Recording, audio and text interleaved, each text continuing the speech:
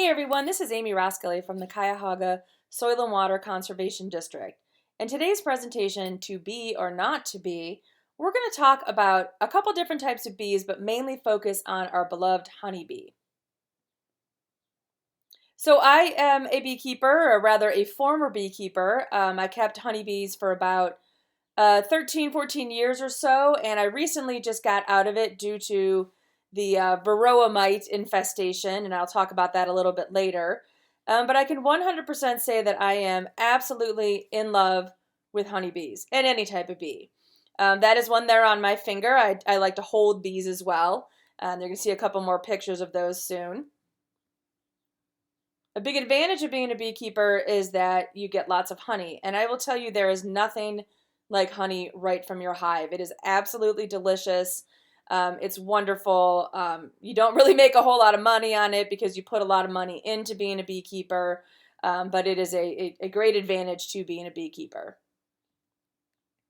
So this is honey. A lot of people don't know what happens with honey. And this is capped honey. The bees have collected nectar and they put it back in the cells and they cap those, and then it eventually turns its way into honey, and then you scrape off the wax layer and filter it and bottle it. I'm only filtering it to get out the wax and some bee bits in there as well, so we're not eating those in our honey.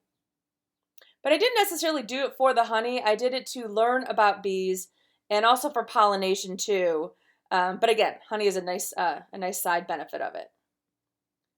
So when you get bees, they come in a package like this. In that package is about 10,000 honeybees, about 3 pounds of bees, and in the center of it, you see the circle on the top. That is a feeder that hangs down in there. So there's sugar syrup, and also in there is a little cage with a queen bee, and she is put in. She comes from a different hive, so she's put in the hive, and they have to get used to each other.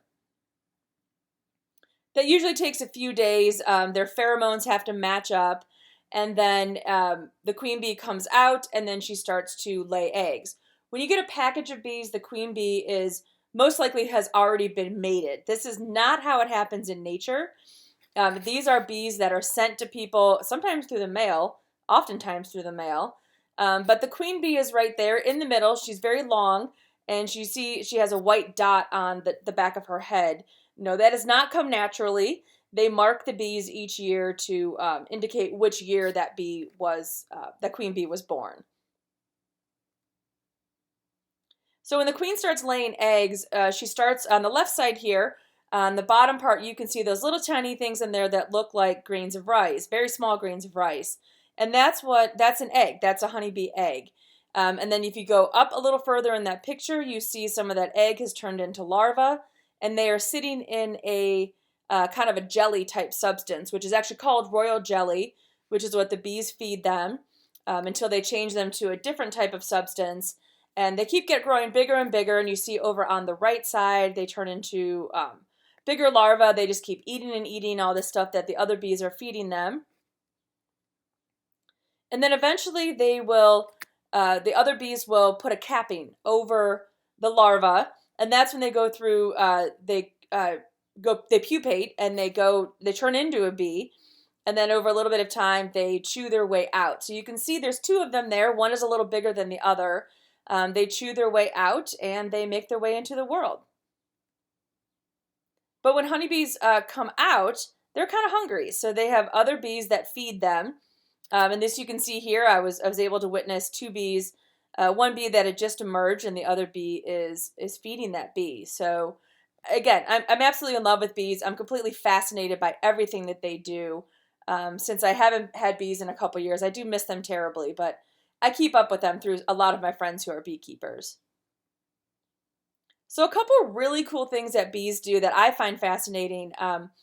These bees here, if you saw a video of this, you would see all the bees up on top of the frames of the hive, and they're kind of sticking their butts up in the air, and they're beating their wings really, really fast. And what they're doing is giving off what's called a Nasonoff pheromone.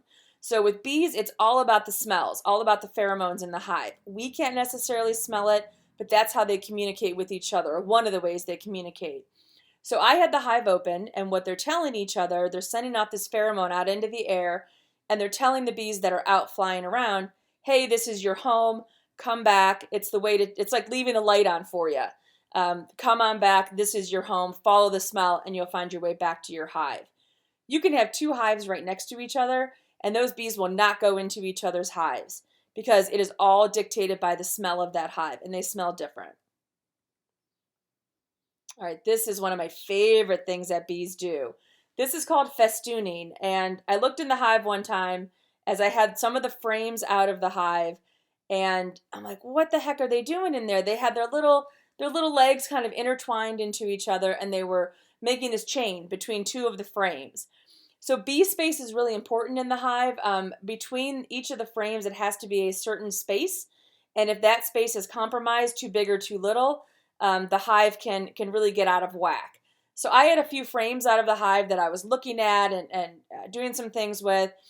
And in that time, these bees had formed this chain or festooned, and they were going to start building wax to create that bee space in between those two, the two frames, and to fill that space.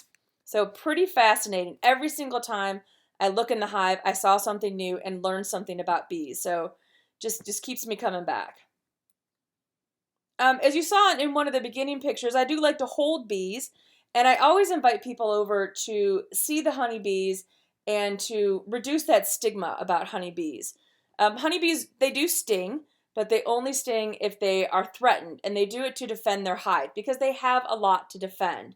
They have the queen, they have brood, the babies, they have honey, they have nectar, all of those things in there. They've got a lot to defend. So they know also that once they sting, they die. So they really don't want to do that.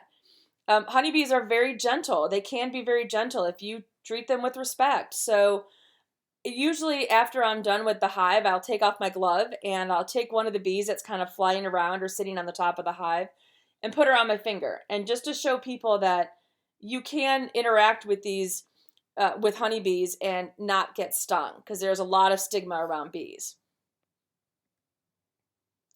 So everybody I know that keeps bees or learns about bees becomes completely fascinated with them. And this cracked me up. You're taking your work home with you. A teacher's grading papers, but why can't the beekeeper have his bees in bed with him? So never really understood that. So this little thing here is the reason that I got out of beekeeping, unfortunately. So this little mite that's on the back of that bee there is called the Varroa destructor. It's a pretty cool name, but it's a pretty jerky type of mite. That little mite alone is one of the reasons for the decline in honeybees. When you keep a honeybee hive, it is a managed hive. It is livestock, so you can't just put it in there and let it go. You have to manage that hive, and part of managing that hive is keeping the Varroa mite population down. Unfortunately, I wasn't willing to go to the lengths that you should go to treat your hive to keep those mites down. So I got out of it and concentrated instead on habitat in my yard for pollinators, including bees. But yeah, Varroa destructor is just it's a jerk. It really is. And hopefully if there's some way that this can be eradicated, then I would love to get back into beekeeping. And there it is right there. All right, so as I mentioned, bees are actually livestock. Honeybees are livestock. They were brought over here to pollinate our crops. They're not native to the United States. And keeping honeybees is one thing, but if you keep a honeybee hive, you're not necessarily, saving the world. I kind of had that thought as well. It's a wonderful thing to do. It's a wonderful way to learn about it. But you are keeping livestock. It's like keeping chickens. You have to manage them, which is great, but there's pros and cons to it as well. What honeybees are mainly for is to pollinate our crops. And they do this. I'm not saying that this is the best way to do agriculture because it can be quite destructive to the bees, but bees are shipped all over our country on semi-trucks, actually, hives of bees. And if you look here on the map of the United States, you'll see that they're shipped across to pollinate our apples, cucumbers, blueberries, cranberries, alfalfa, sunflowers, what have you. And the one example I want to give you are the almond crops out in California. There's about 1 million acres of almond crops, and you need 2 hives per acre to pollinate those crops. So you have about 2 million hives that are coming out there in the springtime when the almond trees start to bloom, and the beekeepers know that they are paid to put their hives on those properties to pollinate the almond trees. Of course, it's quite lucrative to the almond growers because they're going to be selling their almonds all over the world. There are a lot of cons to this because the almond fields are a monoculture. There's really no diversity there. It's just almond trees.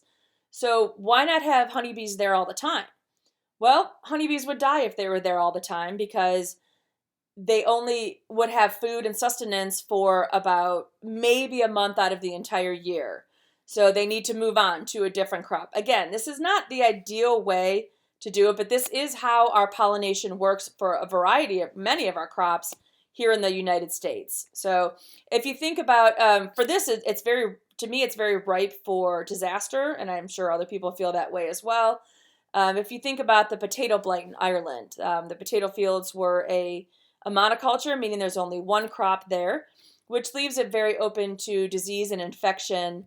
And the potato blight that happened in Ireland, devastated a country for a long time. So there's a lot to think about when it comes to our agriculture.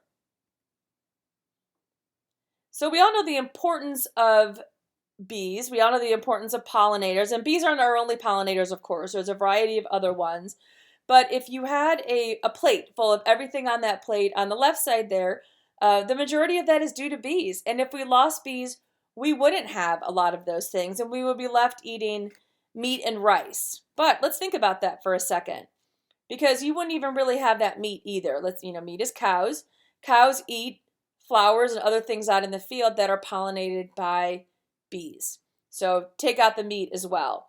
So you're basically left with your wheat crops, rice, that kind of thing, that are self-pollinated or wind-pollinated. So you're losing a lot of good foods and crops that we need to live. So as I mentioned before, honeybees are not native to the United States. They were brought over here to pollinate our crops. But in the United States, we have about 4,000, North America, we have about 4,000 different types of native pollinators. So that includes our bumblebees, sweat bees, oil bees, leafcutter bees, mason bees. There's plenty of other ones that I'm not thinking of right at the moment. For further information on that, I highly recommend checking out the Xerces Society. This is a great book on attracting native pollinators. It goes through the majority of native pollinators we have here in North America. Definitely check that book out and check out their website as well. So this here is a mason bee. She is one of our native bees. And I say she because all the bees that are out and about doing their thing are female. The males have a very small part in the bee world. They're there to mate with the queen or in the honeybee world. But for these native bees, it's our females that are out doing the foraging and doing the building. So this is actually a mason bee hive that I purchased from a garden store.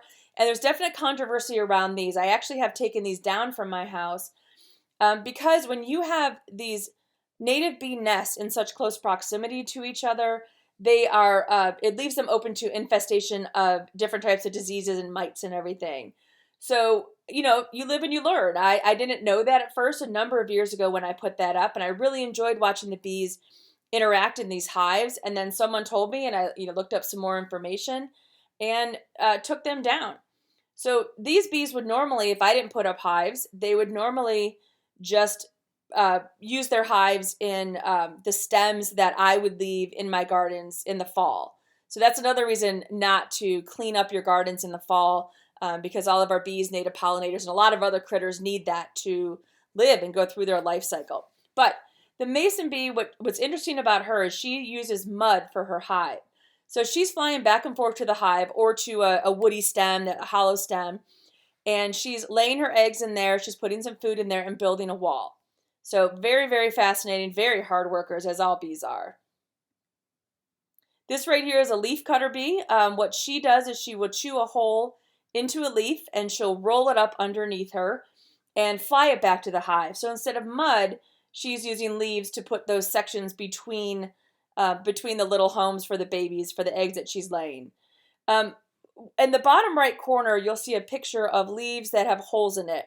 So if you didn't know, you may look at a leaf like that in your garden and think, oh no, I have a pest. I have an infestation of something. So you grab your pesticides and you spray or you put some sort of chemical on there. It's really important to get to know what's going on in your yard, what's living there, what's coming into your yard that you're attracting with what you plant, and knowing that's just a leaf cutter doing what she needs to do. All right, so this is a great way to look in the inside of a hive. That's one advantage of keeping the hive, and I'm glad I have some pictures of it and some that I found online. But this is from a mason bee, and you'll see that she has the wall, which is the grayish brownish part, and she's put some food in there, which is nectar and pollen, kind of mangled up, not mangled, huddled up a little bit into bee bread, and then she then she lays an egg on top of that, and then she builds a wall. So it's wall, food, egg, wall, food, egg, wall, food, egg, all the way through until she fills up those tubes or the woody stems. And then they take about a year to go through their life cycle, and then they chew their way out the next year, and then they go about living their lives and doing the same thing. So absolutely fascinating. This is one of my favorite types of bees. This is a bumblebee, and there's a variety of types of bumblebees out there, and I don't know all the names of all of them, but I'm absolutely fascinated by them because they're just these big buzzing things that buzz around, and a lot of people are frightened by them, and I get that because they do look quite intimidating. But this one is beautiful. She was kind of sleepy on a flower in the early morning. A great way to interact with bees is the early morning because it's still a little dewy, they're a little groggy, and you can go out and put your hand out next to them, and sometimes they will crawl onto your hand or finger. And I was really lucky to get this picture. All the yellow stuff on her is pollen because she had been having a little party in the flowers there before I got to her. So she stayed there for a little bit, and then she flew away. And these are two other types of native bees. I'm actually not quite sure what these are.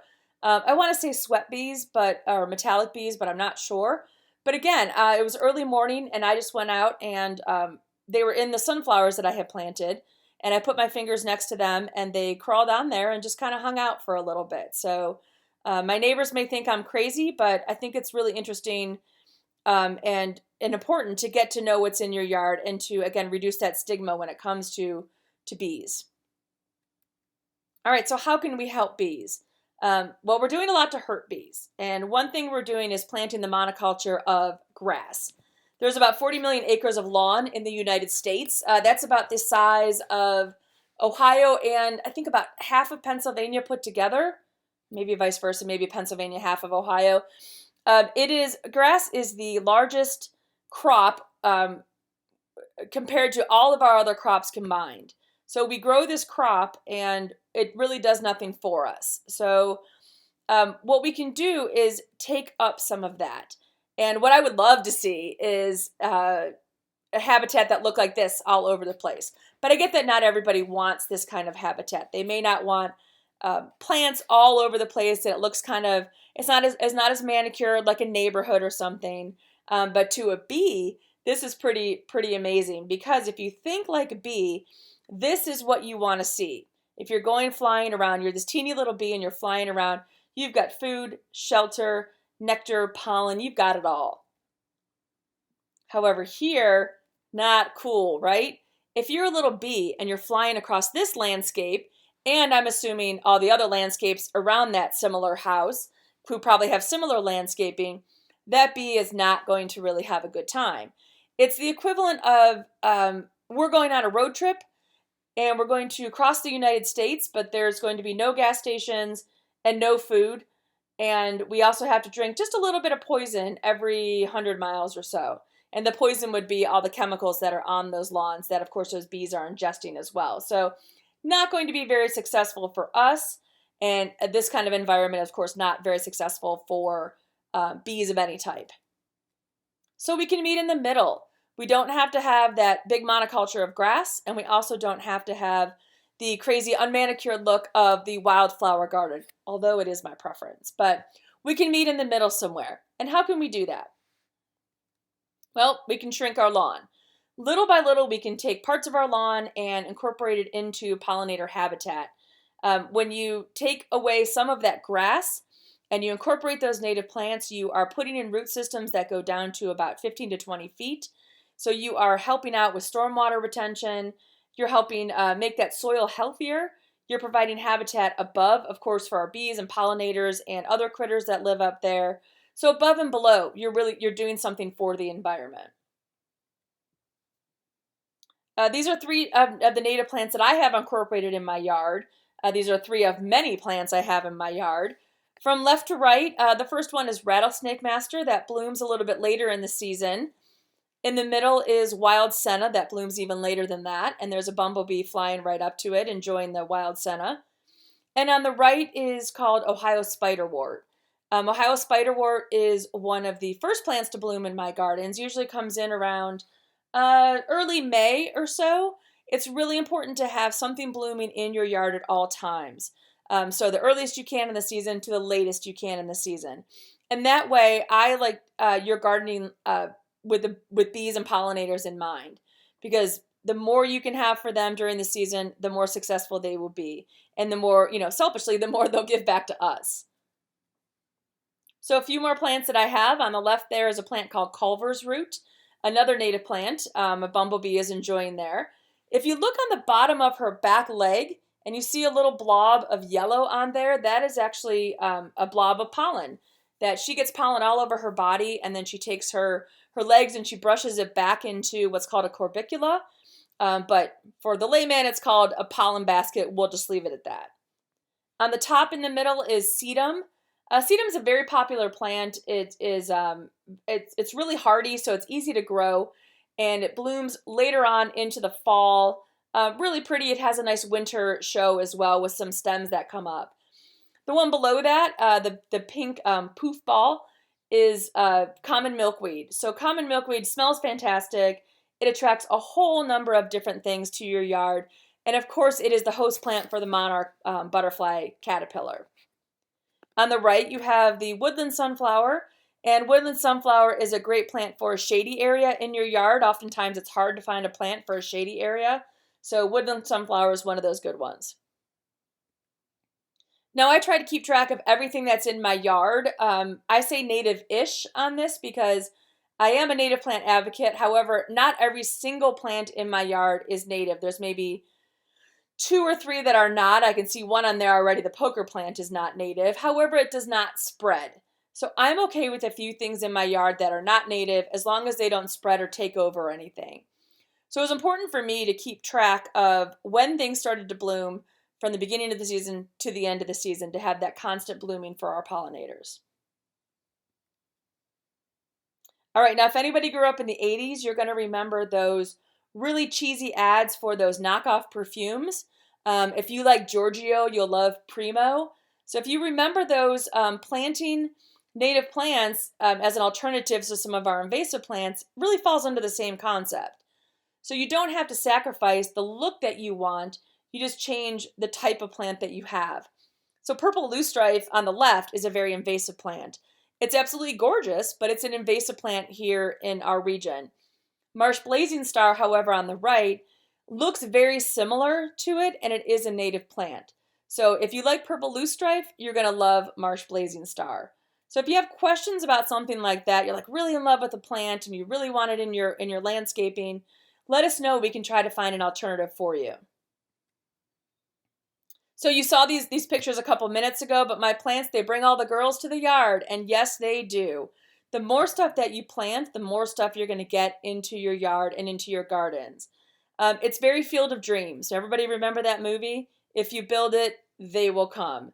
And it's fascinating to me to see, a plant just in its first year of growth, bringing all these different diversity into my yard and gardens.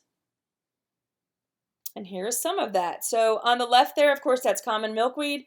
And there's some monarch butterflies. They showed up within the first year. The first blooms, monarch butterflies showed up. In the top middle is a monarch butterfly egg. So it's really fascinating to watch that life cycle in your gardens. In the bottom is a great golden digger wasp. Now, She looks really intimidating, and I was a little skeptical about her, but I asked one of my friends, and she assured me that the stingers are not used for defense, so she won't sting me, but they use those stingers instead to paralyze insects to feed their larvae. So she's good. She can stay. Of course, I would never do anything to her anyway. One other one that I think is really cute, although it's not native, but it is not invasive, is the Elianthus webworm moth.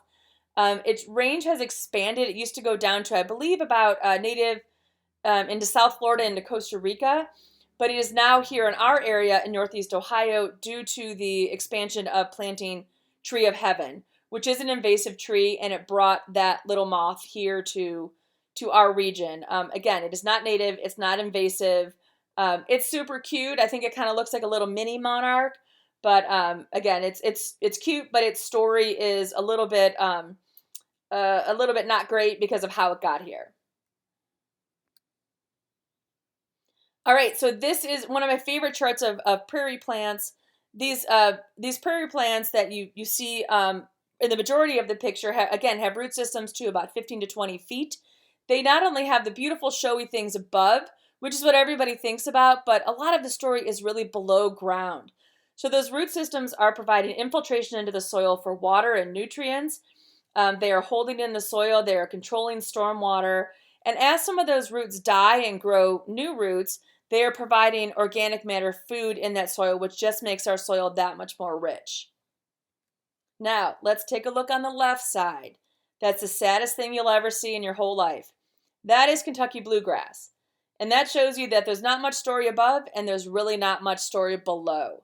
So that's all you've got going on above and below when you have just grass in there. It makes it much more interesting if you incorporate those native plants. So native plants are one thing, but another thing you can do to help out is to put down your rake.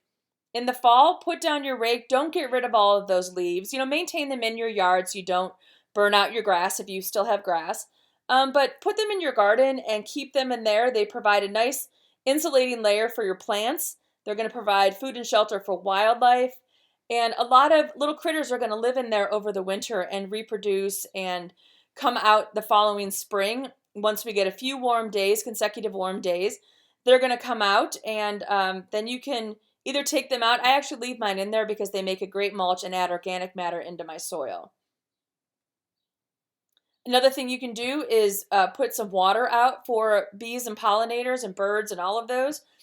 Make sure you refresh it because you don't want this to get moldy or anything. But they think about what you need to survive is very similar to what they need to survive as well. So we can provide some of that for them in our habitat. And again, helping out with reducing the stigma of bees. I love Far Side Comics, and there's a lot of panic around bees. So if we just learn about them, and maybe you're not going to fall in love with them like I do, but you can have an appreciation for them and not grab the pesticide or whatever to try to kill them the next time you see a bee or a bug. And rethinking our environment as well. Sometimes it takes you need to take a step back to think about what you want to do and what you've always done. And maybe you've always done it just because that's the way you grew up, or that's the way you thought it should be. But I love this image here because you have the little kid who wants to talk to his dad about the bees and flowers. So instead of just clear cutting everything, let's make room for nature to move in, even just a little bit. There's nothing against grass, but you can have part of it, and we can live with the creatures there as well. So getting near the end here, this is a beautiful watercolor of a bee that was done by my sister's friend. It now hangs in my house. And being the stubborn person I am, I was like, oh, I can do something like that. Clearly, I cannot. So the reason I'm bringing this up to you is to not only embarrass myself, but also to let you know you don't have to become a beekeeper. You don't have to plant every single native plant in your yard and take up all of your grass and everything. You should find the way that you can help pollinators, and it's specific to you and what you're comfortable with. Clearly, the way that I'm going to promote and help out pollinators is not by painting them. So we know that. So this is my niece. She's 10 years old now. She was a little bit younger here. She's not as outdoorsy as I am. She is, but not quite as much. But she loves her aunt, and I love her. And in turn, she loves bees. But I don't really see her as being the kind of person who's going out holding bees like I do. However, she loves fashion. And she got herself a little pair of bee pajamas there, which she donned her cowboy boots with. And she was they live in Nashville, so that's pretty fitting for there. And she's quite a ham too. So she expresses her love for bees and love for pollinators and love for the outside in a different way, and that is okay. Every way is okay, and every way is right, and we can all be advocates for the pollinators we have in our world if we just know what we're comfortable with and go from there. So when we do native plant gardens, I love to put signage up because I want people to know what is going on up above and what's going on below in that garden. So up above, of course, you have the pretty flowers and things visiting them, and then you have the leaves and all this beauty. But what's going on below are, again, those long root systems that's acting a filter for the pollutants, and they're adding organic matter to the soil to feed the microbes in there. So it's important for people to see a native plant garden that's going up and have some signage to read that to understand the benefits of that garden. So this is a garden that we put in back in, I believe, 2018 at the Carnegie West Library in Cleveland. And it was a great group project. There's a lot of students there from St. Ignatius. And I got funding to put in several gardens and worked with the library here to put this one in. So I encourage you to always be yourself. Of course, that's a great lesson in life. But when it comes to pollinators and advocating for pollinators of all types, know how you want to be a part of that picture. I know that I will always plant for them. Maybe I'll be a beekeeper again. I'm learning more about them every day. And I will always be an advocate for our pollinators, including bees and all the other ones out there. But find out what's comfortable for you and learn about them and ask questions. And they need our help. They provide a lot for us, and they need our help. So if you want some more information, feel free to visit our website, cuyahogaswcd.org. And we are also on social media on Facebook and Instagram, so visit us on there. And if you have any questions, you can always email into our office. Again, my name is Amy Roskilly, and my email is aroskilly@cuyahogaswcd.org. If you didn't get that, you can just look on the website on About Us, and you'll find me on there. Have a great day, everyone.